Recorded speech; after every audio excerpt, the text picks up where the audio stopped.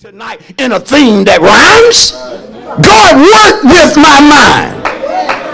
Get me prepared for what you have for me.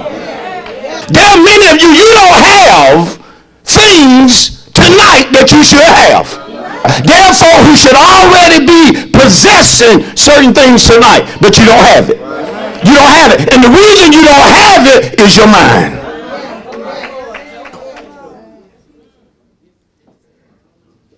Jeremiah knew that God was going to allow the land to be destroyed, but that he would also revive his people.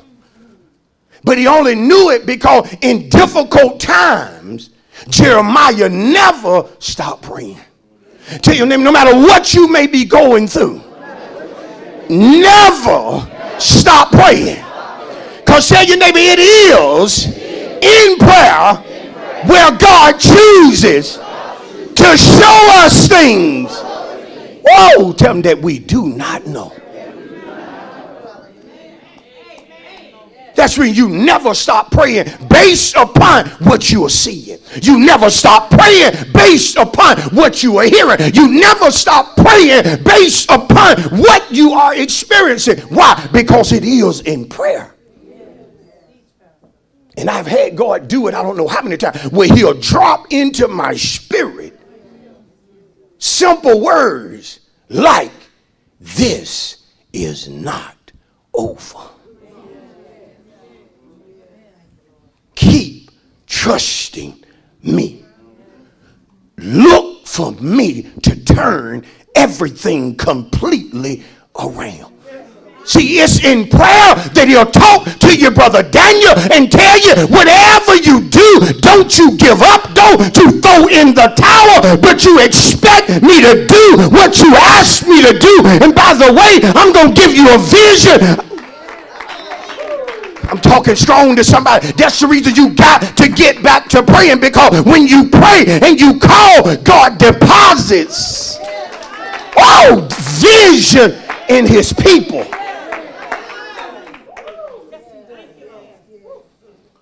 And God did for Jeremiah what he told him he would do. Just like he punished the people, there was a time when the people called that God showed the people favor. This is how Jeremiah knew when God asked him, is there anything too hard for me?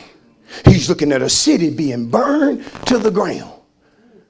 But what God asked him did what I said earlier. It strengthened his faith. It stirred his faith.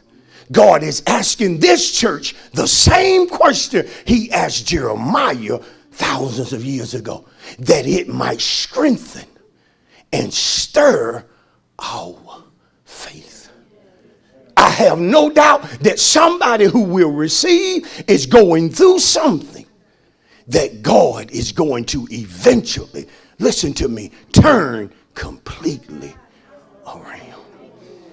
Tell your neighbor, God is talking to somebody, letting them know that what they see today, they will not always see. Oh, can you preach that to somebody? Tell your neighbor, God is speaking to somebody, letting them know what they're going through today, they will not always be going through that.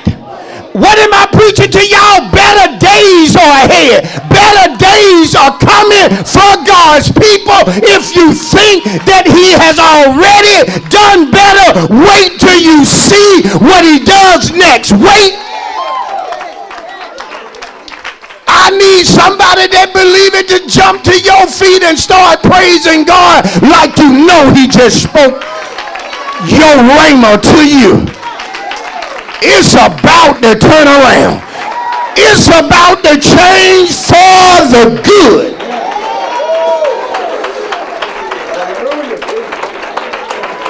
Somebody, y'all ain't praising him like I need you to. Not for a word like that.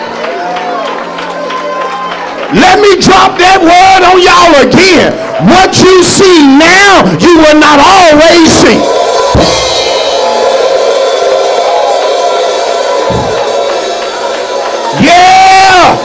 That's what he told Israel. He said, look at Pharaoh. Look at these Egyptians. Because these Egyptians you see today, you will not see tomorrow.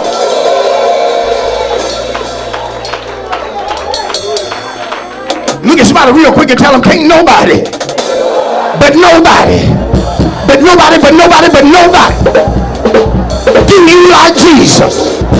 Tell your neighbor, can't nobody, but nobody, but nobody, but nobody handle your enemies like Jesus. And God getting ready to take care of some of y'all enemies. I'm gonna preach it and be bold. He's getting ready to let you put your foot on your enemy's neck. He's already turning it around for somebody. Better days already here for you. Can y'all give him a praise for 30 seconds? Hold up.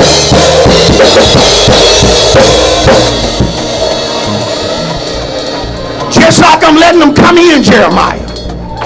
There's going to be a day where I run them back out. Bring my people back in and load them down with favor.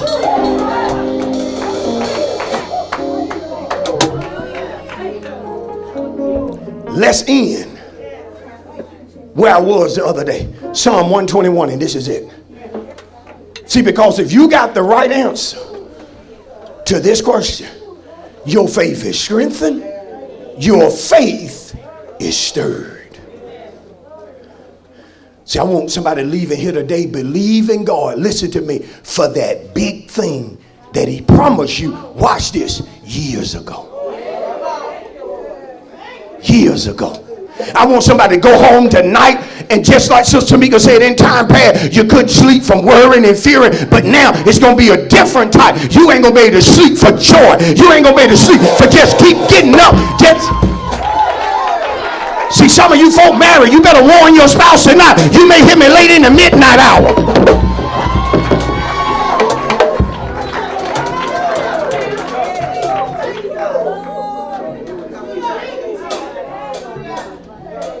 And see, it's just like God when folk who on the outside looking in think that it's over for you. God already be done determined. If she will trust me, if she will know with me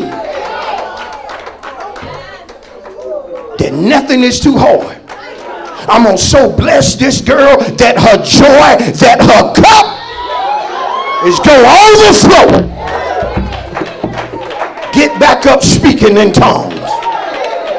Wake up with the Holy Ghost all on you. There's somebody in here, God used to give you visions. But you start going through so much trouble that you begin to think things were too hard for God. You begin to think God couldn't do it. God didn't want to do it. Friend, he said, you got to preach this, son. You got to ask my people. And see, God was specifically looking throughout the congregation at certain people when he told me to ask this.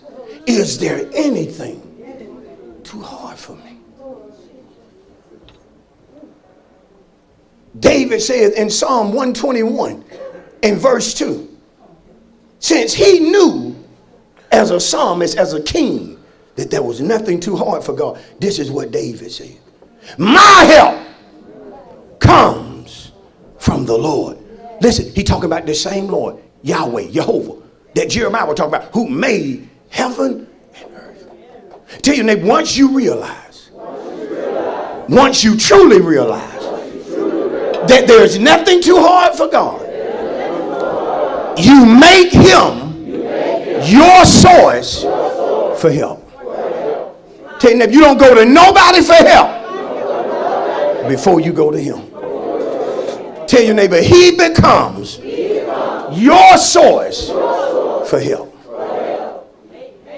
And I'm done. Let's give him a praise. Come on, let's give him a thunderous hand of praise for the word.